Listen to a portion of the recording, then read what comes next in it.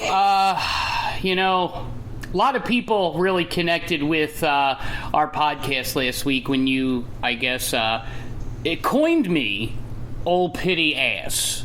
Old Pity Ass. I'll tell you. For some reason, people just, they get a name. Yeah. And it just sticks. Like Frank Thomas is the Big Hurt. Right. Or OJ was the Juice. Right. Or like Dwayne Johnson is the Rock. Or this kid I grew up with was Panda. Right, sure. But, at the end of the day, it seems that Old Pity Ass, and these things just come out of the blue sometimes. Yeah. It seems Old Pity Ass really resonated with you. I think it did more than you probably want to admit. But, man, the droves of people that were jumping on and commenting, they really, really said, you know what, this is something that sticks. This is something that fits. This is the man. Much like Swamp Ass, Old Pity Ass and Rizzo seem to be sticking together. Oh, there you go. Yes. Valanche. Right. Yeah, VBB. Right. And I guess I just, I was alarmed at the amount of people who, not only agreed with Old Pity Ass, but that had some things to say. And I will get to this later, but the subject that made me Old Pity Ass absolutely responded very angrily, might I add. Yeah, here's what I like to do to you. I like to help you open your eyes. Okay. And take you out of this weird, little bubble that you're living in. And I want you to see through all the sodium, okay? And I want you to be out there. I want your eyes to open. And then when you see it and you think about it, it kind of begins to make a little bit of sense where, this young lady, she was really just giving you the pity ass at the end of the day. And then when there was no use and you really weren't in the local stardom, because up there in Traverse City, being on the radio, it's a big deal. So when you weren't in the local stardom... But I didn't think it was. That's the problem. Yes, you're right, but I didn't think it was. I thought that I was, maybe I was old silly guy. Maybe I was old grumpy Gus. Maybe I was old, flabby teats. But I did not expect to be Old Pity Ass. And the fact that I felt used and abused, and it's sort of something that you kind of mentioned, and then all these other people who listened to it, like here, let me pull up some of these comments.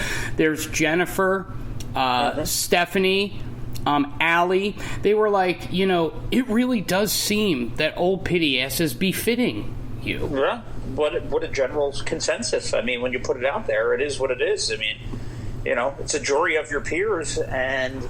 Well, but see, that's the thing. I don't necessarily agree, I don't necessarily agree with this. I mean, after hearing from her... Well, of course. What do you want her... Do you want her to, let you feel she's a kind person, that, you were... she used you for the time being. You were, But I guess my thing is, look, I've never pretended to be Adonis. I've never pretended that I had, Channing Tatum's body or, a 15-inch peg. But I always said to myself, you know what, Dave, that'll do. That'll do. And, I guess I just When I became the subject of the pity ass, when I became just it hurt, and to hear all these listeners who I know love me and love you side with you about the pity ass and say, oh my God, that's exactly who you were in this situation. I mean, are you telling me that you don't think that she cared one iota? You really think this was just my husband sucks, let's have sex, I'm banging the biggest radio show in the area, and then when that went away, she was like, well, yeah, I'll give him a couple pities, then I'm out. Right. You became Richie That'll Do. Right? Good old Richie That'll Do? Here's old Richie That'll Do. And at the time, like I said, the pop-ins stopped. The pop-ins weren't happening as much when the job ended, and albeit she was right up the road where her work was. And, those stopovers became less frequent. Well, see, but I like to think that was because of COVID. Oh, come on. No. See, look, for a time, you thought that you really had it going. But when you begin to, peel this onion apart, old pity-ass Richie That'll Do is who you really became to her. So, say it's on a Wednesday and the hubby's going out of town, or he's being crazy, or he's taking the kid, and she's sitting there, she's going, oh, I don't want to be at home tonight. You know what, Rich, that'll do. That'll do. So here's old Richie That'll Do getting his heart into things and getting over involved, and the rug was pulled right out from underneath you.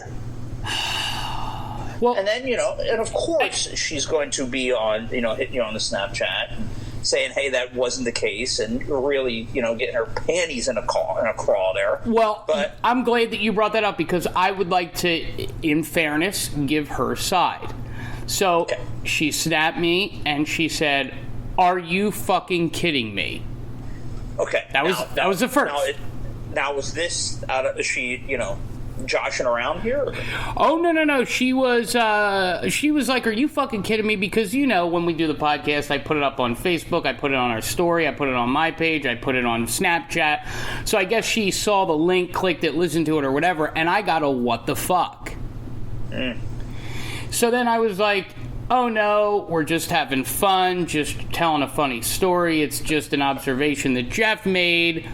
And then I got cursed out. She said, hold on. How fucking dare you? You are not pity sex. If I didn't want to be with you, I wouldn't have been there. Jesus fucking Christ. Okay. Using the Lord's name in vain? Well, she was upset. And then I said, well, it just seems that the pop-in style, and I went through point by point. Well, you have the ones that I laid out for you. Pretty much, and she was like, you're making this out of nothing. She goes, you move all the time. You're going to have to move again when you find a job. I have a kid. It would have never worked out. And then I said, but then why did we even continue? Right. And then then she was like, well, look, I really liked you. I thought that you were going to be there forever. And in her defense, she said, I didn't know that such a popular show would be unceremoniously fired for garbage. Right. But, and so when that, you're right, when we got let go, she was like, well, this isn't going to work because he's not going to stay here. But then I said, well, wait a minute, you moved with the husband down south, And she was like, listen, I've always wanted to move home. The only way that he would let me take my son is if we all did it together. I have to put up with him for a year or so.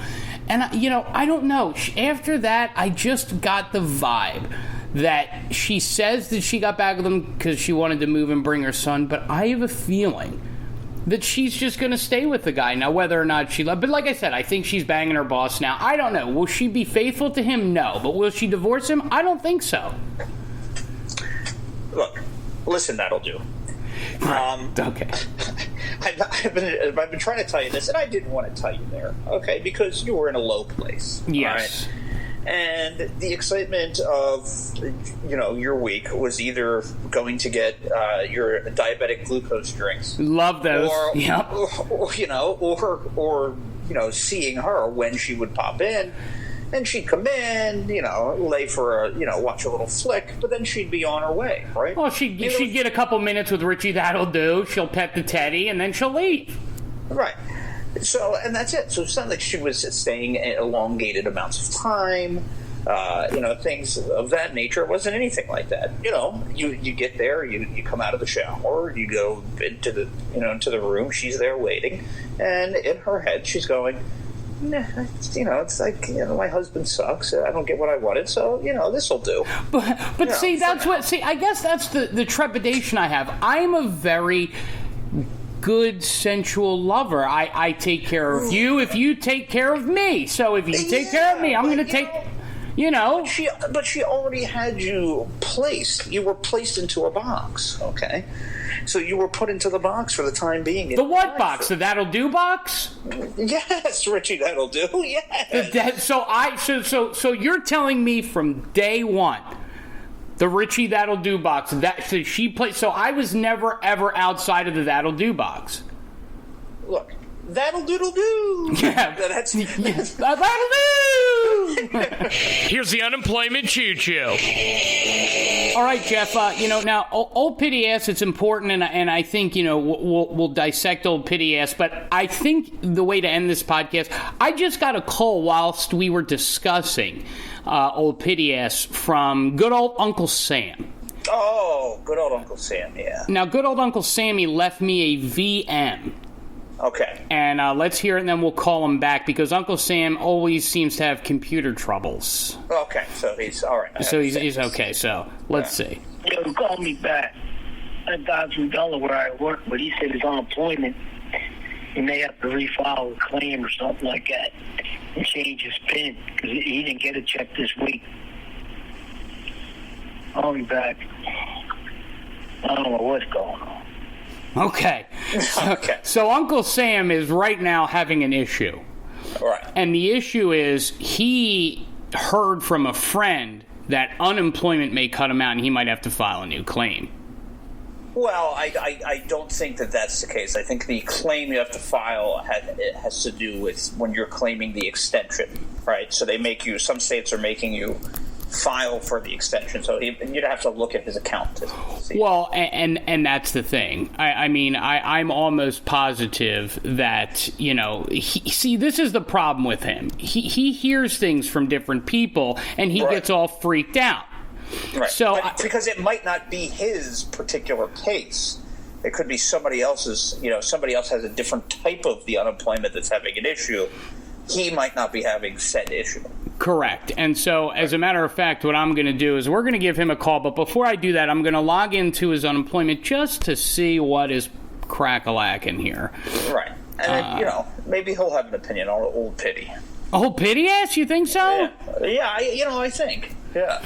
Okay. All right. Hold on. Did you ever, when you were staying with Gam, did you ever bring up this young lady to him? I did, but not in the context of old pity ass. Right. Now it seems like we're locked out. Oh, no. This could be an issue. So hang on. We're gonna call Uncle Sam right now. Let's just see here.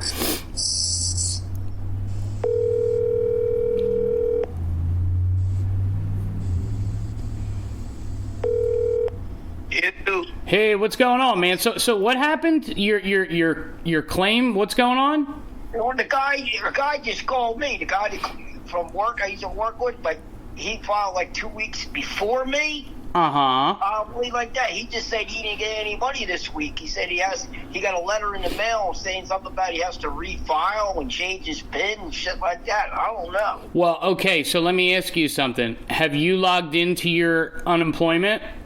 On Sunday I did. Log into it today, because I just tried to log in and your PIN doesn't work. Really? It does not. So, and see, Jeff and I know a lot about this, and so we want to try to help you out. But as far as this unemployment, because we're on week 772. Yeah, I understand that, but you're saying you want me to go down and try to log in now? I would like you to do that, yes, because I am almost positive that you cannot log in. Because they sent him a letter in the mail. I know, but I'm telling you, I know they did. So did you get a letter in the mail? I didn't get a letter in the mail yet, but he said something about he had to change his PIN. Okay. Well, maybe we could figure out how to change your PIN before that. Oh, well, hold on. I gotta get on. Okay. Yeah. So get down there and let me know when you're there. Okay. Want me to call you back? Well, yeah. How long is it going to take you? What? How long is it going to take you? You know what? Don't call me back, because I have Jeff hooked up through the other computer. We were doing a podcast, so just might as well. I'll just wait for you. He's clearly confused, as you can tell, Jeff. That's okay. I understand. Where's the Here we go. mouse fell on the floor. Oh my God! Oh God! Here we go. Oh, there's a lot of